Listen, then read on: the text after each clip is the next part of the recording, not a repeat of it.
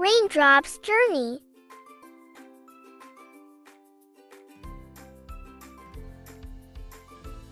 Once upon a time, in the sky, a little raindrop named Rainy lived in a big cloud. One day, Rainy and its cloud friends got heavy with water. They fell from the sky. Rainy fell down. Wind pushed it. Rainy landed on the ground and joined other raindrops. Rainy went into the soil. It helped plants. Rainy flowed in rivers. It went into the ground too. Rainy waded in the ground. People drank it from wells.